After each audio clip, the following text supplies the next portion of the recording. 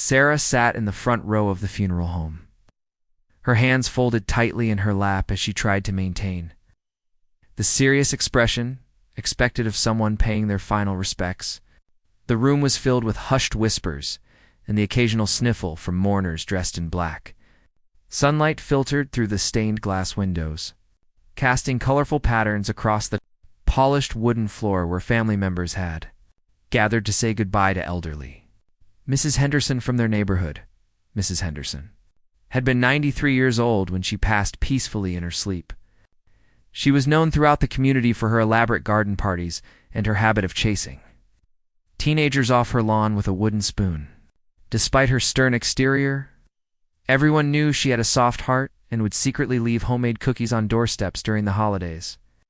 The funeral service was meant to be a dignified celebration of her long and meaningful life. Sarah's best friend Jake sat beside her, equally somber in his black suit that he had borrowed from his older brother. The two had been inseparable since childhood, sharing countless adventures and inside jokes that could make them burst into laughter at the most inappropriate moments. Today was supposed to be different. They had promised each other they would be respectful and mature during the service. The funeral director, a tall, thin man with silver hair and wire-rimmed glasses, stood at the podium, adjusting his tie nervously. He had been conducting services for over 20 years, but something about today felt different. Perhaps it was the way the afternoon light hit the flowers. Or maybe it was the unusually large crowd that had gathered to honor Mrs. Henderson. Whatever it was, he seemed more flustered than usual as the service began. Various community members took turns sharing their favorite memories of Mrs. Henderson. Her next-door neighbor spoke about how she would always wave from her kitchen window each morning. The local grocery store owner remembered how she would inspect every piece of fruit before making her selection, often spending 30 minutes choosing the perfect apples. Each story painted a picture of a woman who had touched many lives in small but meaningful ways. Sarah found herself genuinely moved by the stories being shared. She remembered Mrs. Henderson from her own childhood, when the elderly woman would sit on her front porch in the evenings, watering her plants and watching the neighborhood children play. There had been something comforting about her presence, like a guardian keeping watch over everyone's safety and happiness. Jake shifted uncomfortably in his seat, tugging at his collar and glancing around the room. He had never been good at sitting still during formal events, and the combination of the warm air and the serious atmosphere was making him fidgety.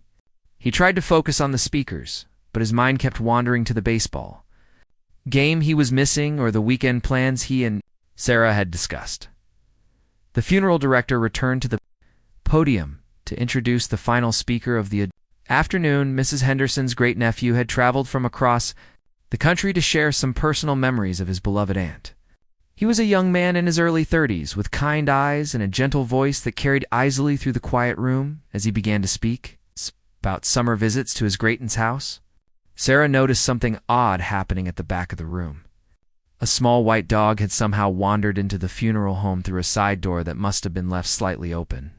The dog appeared to be a Jack Russell Terrier, and it was moving slowly and deliberately down the center aisle, its tail wagging cheerfully as if it had every right to be there. Sarah elbowed Jake gently and nodded toward the back of the room. Jake turned around and immediately spotted the uninvited four-legged guest, who was now investigating the flower arrangements with obvious interest. The dog seemed completely oblivious to the solemn nature of the gathering and was treating the funeral home like an exciting new playground to explore. The funeral director, who had his back to the main aisle while organizing his notes, remained completely unaware of the situation developing behind him. The mourners in the back rows had noticed the dog, but seemed uncertain about what to do. Some were trying to quietly shoo it away, while others watched with amused expressions. Grateful for any distraction from their grief, Mrs. Henderson's great-nephew continued his heartfelt speech, describing family barbecues and holiday celebrations. Completely unaware that his audience's attention was becoming divided between his touching words and the small drama unfolding in the aisle. The dog had now reached the middle section of the funeral home and was sniffing curiously at the shoes of an elderly gentleman in the third row. Sarah felt a giggle building in her chest as she watched the absurd scene developing. She bit her lip and tried to focus on the speaker. But the contrast between his serious words about loss and remembrance and the carefree behavior of the little dog was becoming impossible to ignore. She could feel Jake's shoulders shaking slightly beside her, indicating that he was having the same struggle to maintain his composure. The dog paused near the front row, tilted its head thoughtfully, and then did something that would forever change the tone of Mrs. Henderson's funeral service. It sat down directly in front of the podium, looked up at the great-nephew, who was still speaking passionately about his aunt's legacy, and let out a single, perfectly timed bark that echoed through the silent room like a punctuation mark at the end of a sentence. Great-nephew stopped mid-sentence and looked down at his unexpected audience. Remember, with surprise and confusion, the funeral director finally turned around and nearly dropped his papers when he saw the dog sitting attentively in the front row as if it had been invited to participate in the service. The entire room fell into a moment of stunned silence, broken only by the sound of the dog's tail thumping against the carpet in a cheerful rhythm that seemed to suggest it was thoroughly enjoying the attention it was receiving from the assembled crowd. The silence stretched for what felt like an eternity as everyone in the room tried to process what had just happened. Mrs. Henderson's great-nephew stood frozen at the podium, his prepared speech forgotten as he stared down at the small, white dog that had somehow become the center of attention at his aunt's funeral. The dog, completely unbothered by the dozens of eyes focused on it, began to scratch behind its ear with its back leg. Making a rhythmic thumping sound against the floor, Jake felt a snort of laughter escape before he could stop it. The sound was barely audible, but in the complete silence of the funeral home, it might as well have been a fire alarm.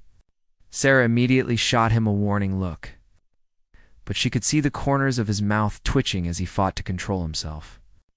The combination of the dog's innocent expression and the shocked faces of everyone around them was creating a perfect storm of inappropriate hilarity. The funeral director, clearly flustered by this unprecedented situation, began making subtle hand gestures toward the back of the room, trying to signal someone to remove the canine intruder. However, his attempts at discretion only made the situation more comical as he waved his arms awkwardly while trying to maintain his professional dignity. The dog noticed the movement and tilted its head curiously. Apparently interpreting the gestures as some sort of invitation to come closer, Mrs. Henderson's great-nephew cleared his throat and attempted to continue his speech, but his voice cracked slightly as he tried to pretend nothing unusual was happening. He spoke about his aunt's love for animals, which caused several mourners to exchange meaningful glances as if the dog's appearance was somehow divinely orchestrated. The irony was not lost on anyone present that Mrs. Henderson, who had been known for her elaborate garden parties, was now having her funeral crashed by an uninvited guest. The dog stood up and began to wander closer to the casket, its nose twitching as it investigated the overwhelming scent of flowers that filled the room. Dozens of floral arrangements had been sent by friends and neighbors, creating a garden-like atmosphere that the dog seemed to find absolutely fascinating. It approached a particularly large spray of roses and lilies, stood on its hind legs, and began sniffing with obvious interest. Jake's shoulders were now shaking controllably as he watched the dog's investigation. The sight of the small terrier conducting its own private flower inspection while the great-nephew continued his emotional tribute was becoming too much for him to handle. He pressed his lips together tightly and stared at his hands, desperately trying to think of anything sad or serious that might help him regain his composure. Sarah was having her own battle with inappropriate laughter. Every time she looked at Jake's red face and tightly pressed lips, she felt her own control slipping away. She tried focusing on the beautiful stained glass windows, the touching words being spoken about Mrs. Henderson's life, or the genuine grief visible on the faces of the elderly mourners around them. Nothing worked. The absurdity of the situation was overwhelming her usual ability to stay composed in serious moments. The dog had now completed its floral inspection and had moved on to examining the funeral program that someone had dropped on the floor. It picked up the paper delicately in its mouth and carried it toward the front row like a retriever presenting a trophy to its owner.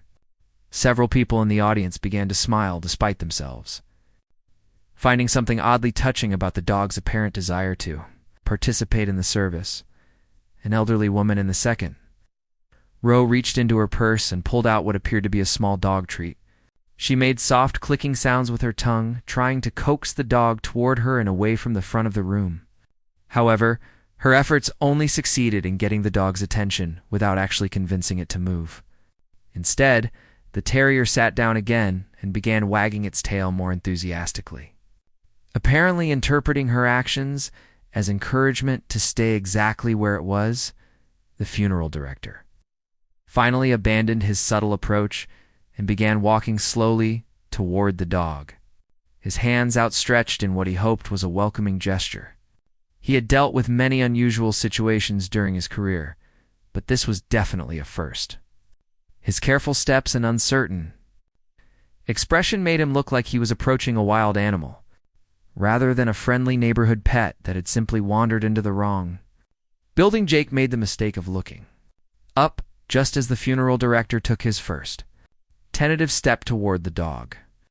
The sight of the dignified man tiptoeing across the front of the room in his formal black suit, while the dog watched him with innocent curiosity, was too much. A burst of laughter escaped from Jake's throat before he could stop it. Causing several heads to turn in their direction, Sarah immediately grabbed Jake's arm and squeezed it hard, hoping the pressure would help him regain control. But her own composure was hanging by a thread, and Jake's barely contained laughter was making her situation worse. She could feel her own giggles building up inside her chest like pressure in a shaken bottle of soda. Every time she thought she had herself under control, she would catch sight of the dog's happy expression or the funeral director's nervous approach, and the feeling would return stronger than before. The great-nephew had stopped speaking entirely now. Realizing that he had lost his audience completely, he watched with a mixture of amusement and exasperation as the funeral director slowly approached the dog, which had begun wagging its tail so enthusiastically that its entire back end was wiggling back and forth. The sight was undeniably adorable, even in the solemn setting of a funeral service. Mrs. Henderson's elderly sister, who had been sitting quietly in the front row throughout the service, suddenly began to chuckle softly. Her laughter was warm and genuine, and seemed to give permission for others in the room to acknowledge the humor of the situation. Several other mourners began to smile and whisper quietly to each other, sharing their amusement at the unexpected turn of events that had transformed a sad occasion into something much more memorable and joyful. The moment Mrs. Henderson's sister began laughing, something shifted in the room's atmosphere. Her gentle chuckles seemed to break an invisible barrier that had been keeping everyone locked in rigid formality.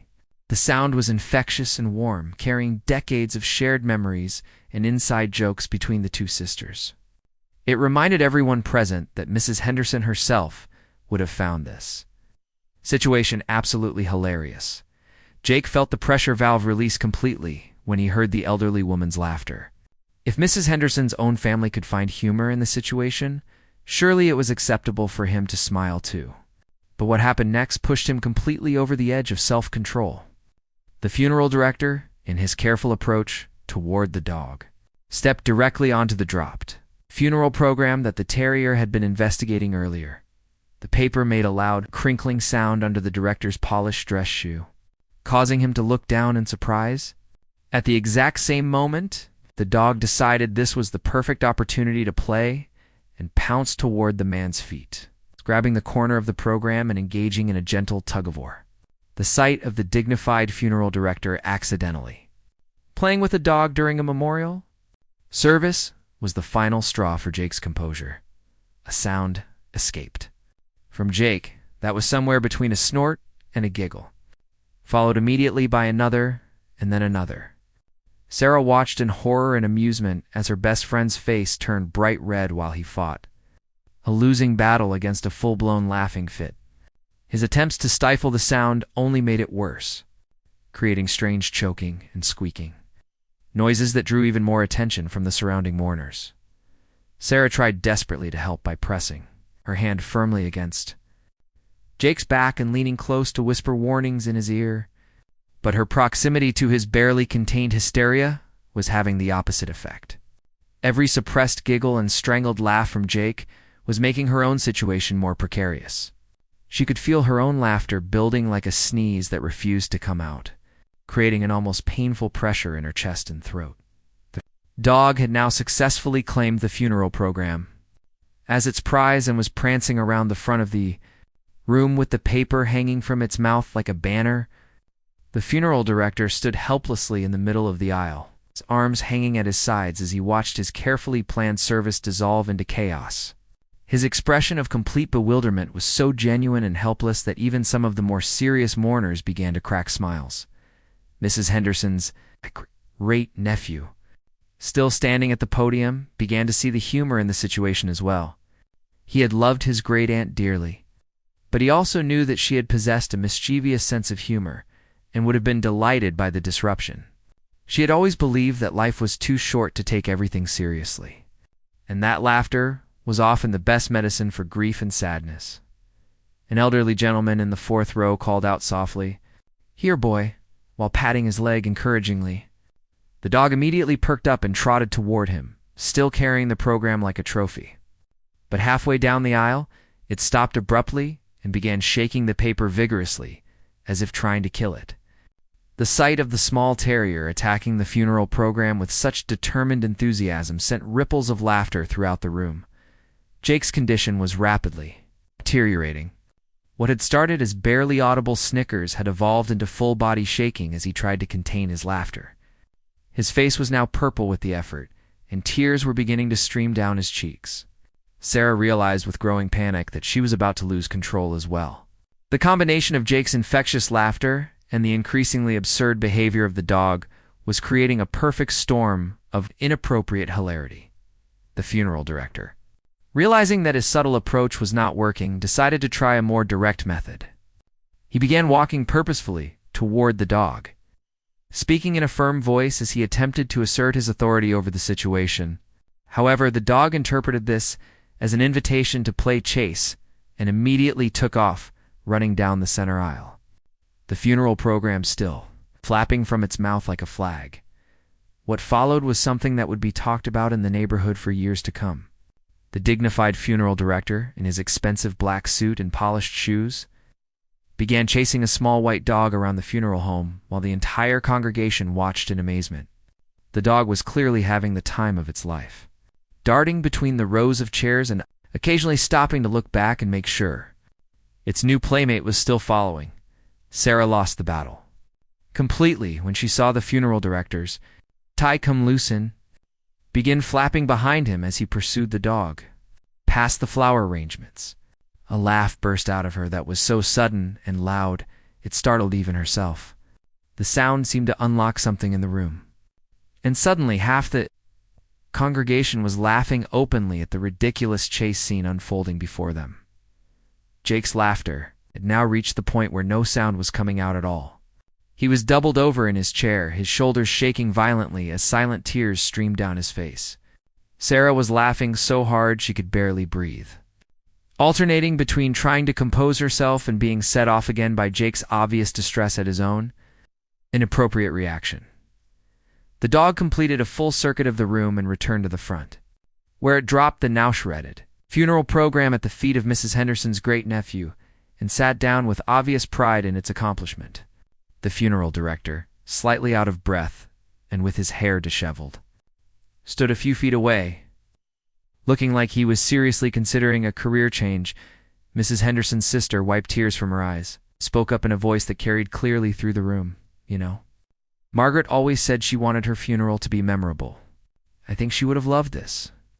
Her words seemed to give everyone permission to embrace the humor of the situation fully, and the room erupted in warm, genuine laughter that somehow felt more appropriate than the forced solemnity that had preceded it.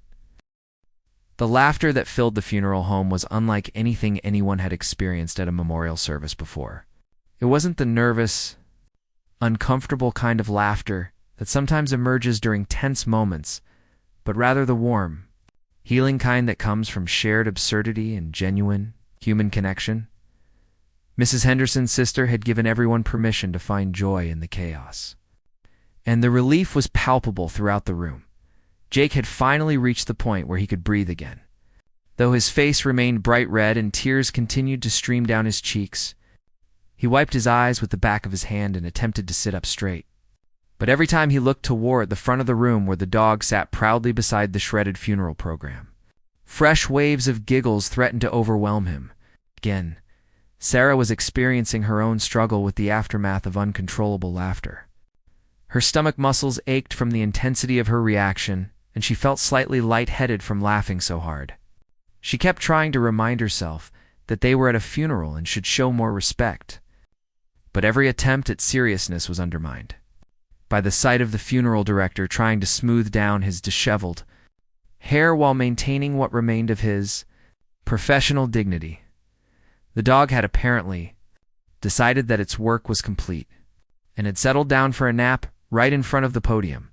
It curled up into a small white ball, with its tail tucked neatly around its nose, completely oblivious to the chaos it had created.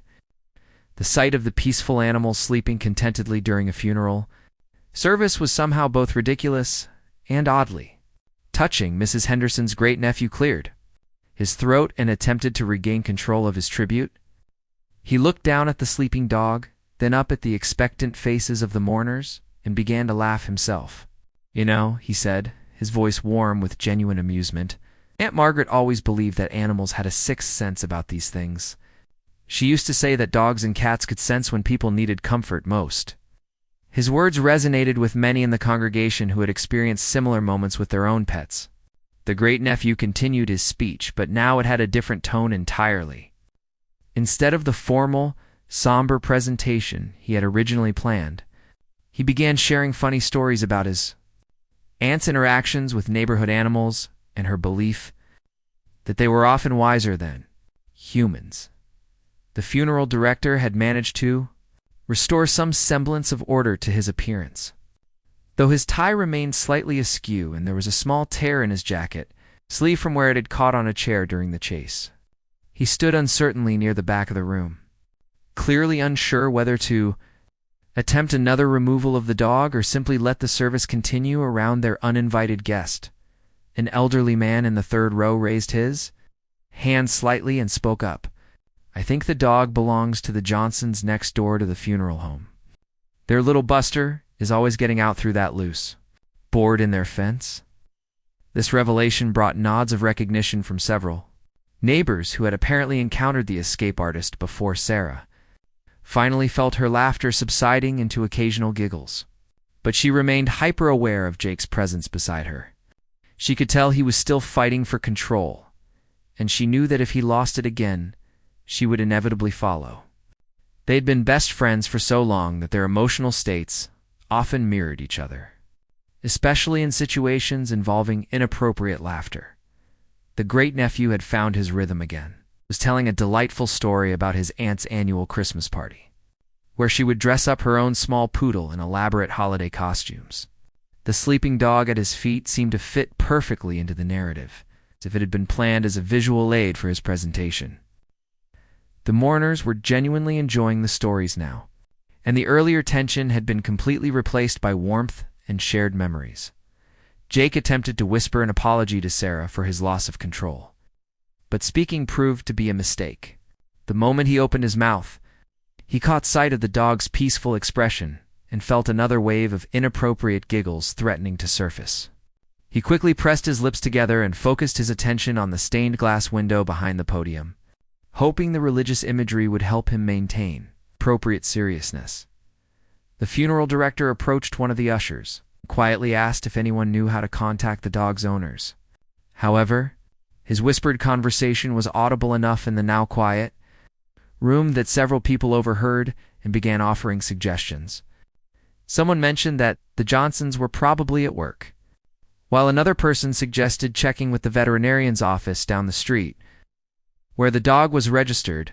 Mrs. Henderson's sister spoke up again. "Why don't we just let him stay?" Margaret loved animals more than most people anyway. She would have insisted he remain for the service.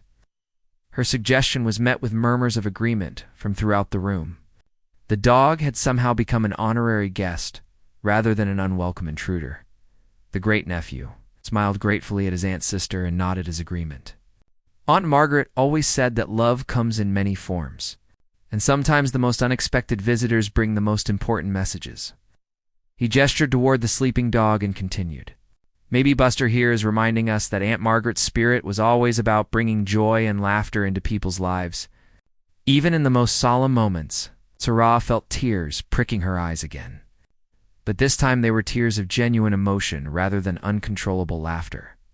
The great-nephew's words had transformed the entire situation from an embarrassing disruption into something meaningful and beautiful.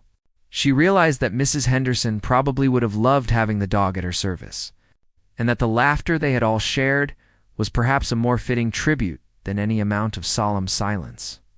Jake had managed to regain most of his composure, though he remained carefully focused on anything except the dog or Sarah's face. He was amazed by how quickly the mood in the room shifted from formal grief to genuine celebration of Mrs. Henderson's life. The unexpected chaos had somehow stripped away the artificial barriers that often make funeral services feel distant and impersonal, the great-nephew concluded, his modified tribute by sharing one final story about his aunt's philosophy on life and death. She had always maintained that a good death should be followed by good memories and genuine laughter, not prolonged sadness. As he spoke, Buster the dog stretched in his sleep and let out a small, contented sigh, as if he approved of the sentiment being expressed above him. As the great-nephew's speech came to a close, the atmosphere in the funeral home had completely transformed from what anyone had expected when they arrived that afternoon. What had begun as a traditional solemn memorial service had evolved into something much more personal and meaningful. Thanks to the unexpected intervention of a small white dog who was still sleeping peacefully at the front of the room, the funeral director had finally accepted the situation and was making the best of it. He approached the podium with renewed confidence, his earlier embarrassment replaced by a kind of bemused professionalism. He had been in the funeral business long enough to know sometimes the most memorable services were the ones that deviated from the script. He announced that there would be a brief reception in the adjoining room, where people could share more informal memories of Mrs. Henderson. Sarah and Jake remained in their seats as the other mourners began to file out slowly, many stopping to take a second look at Buster, who had become something of a celebrity during his brief nap.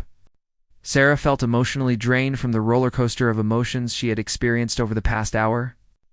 The combination of grief, inappropriate laughter, embarrassment, and finally genuine joy had left her feeling oddly peaceful but thoroughly exhausted. Jake was still recovering from his earlier loss of control. He had never experienced such a complete breakdown of his usual composure. He was both embarrassed and oddly grateful for the experience. The laughter had been cathartic in a way he couldn't quite explain, as if it had released emotions he didn't even know he had been carrying. He looked over at Sarah and saw that she was experiencing something similar. "I can't believe that just happened," Sarah whispered, finally feeling safe enough to speak without triggering another laughing fit. "I thought I was going to have to leave the room when you started losing it." She shook her head in amazement, still processing the bizarre turn of events that had transformed Mrs. Henderson's funeral into something completely unexpected. Jake wiped his eyes one final time and took a deep breath. "I've never laughed that hard in my entire life," he admitted quietly, "and definitely never at a funeral. I keep thinking I should feel terrible about it, but somehow I don't." Felt like exactly what was supposed to happen.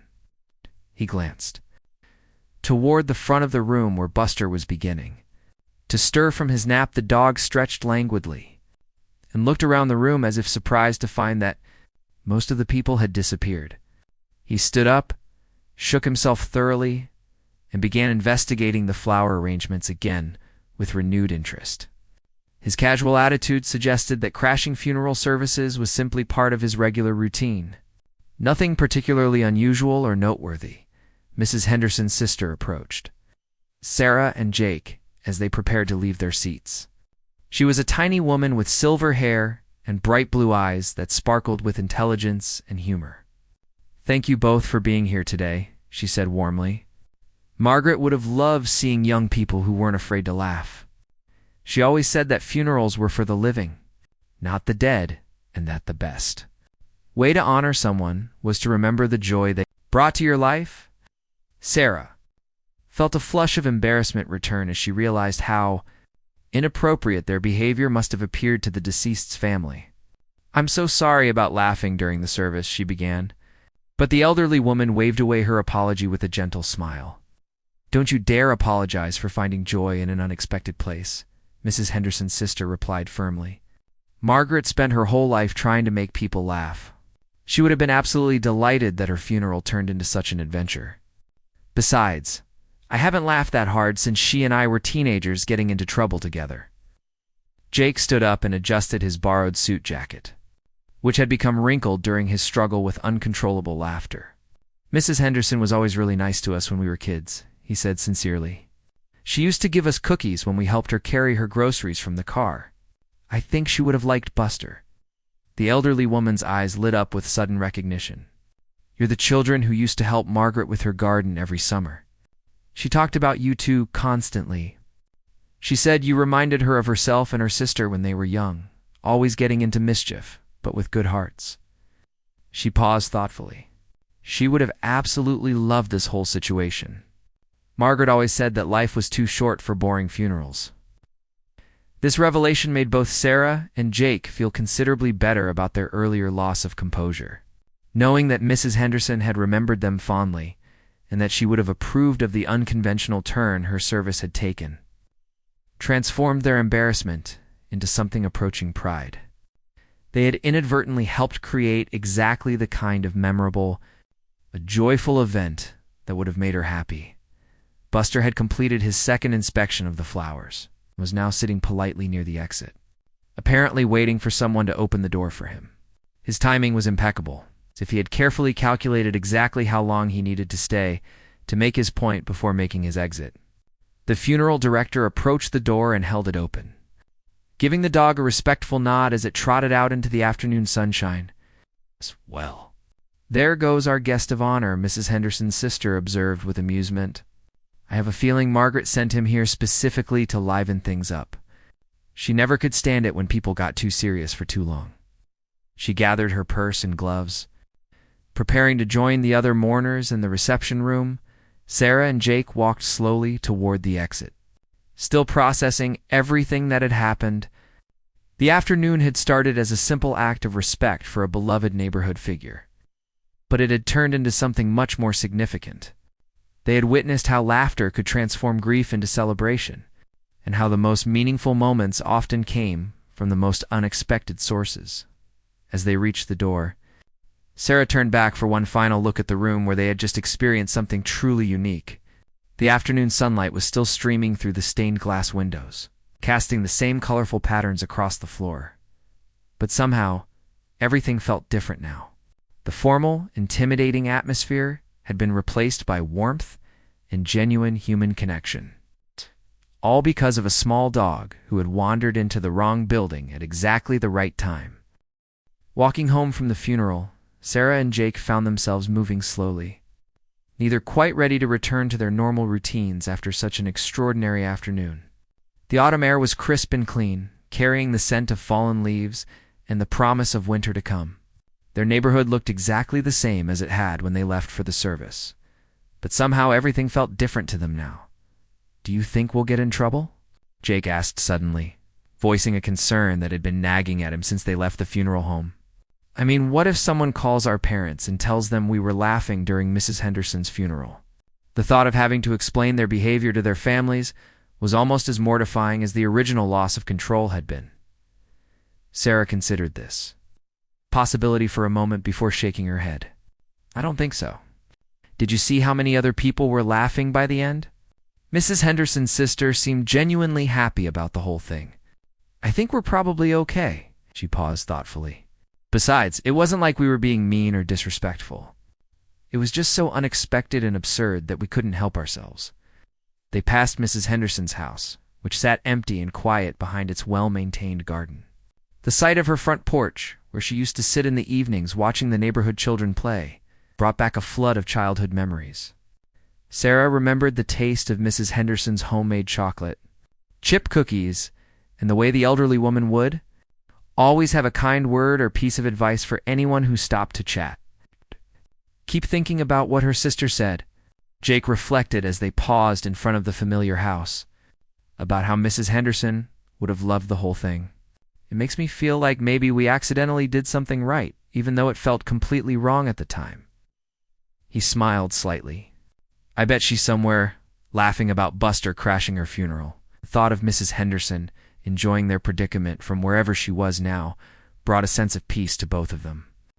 Death was something they were still learning to understand, but the idea that someone could continue to bring joy and laughter even after they were gone felt comforting and somehow hopeful. As they continued walking, they began to encounter other people who had attended the service.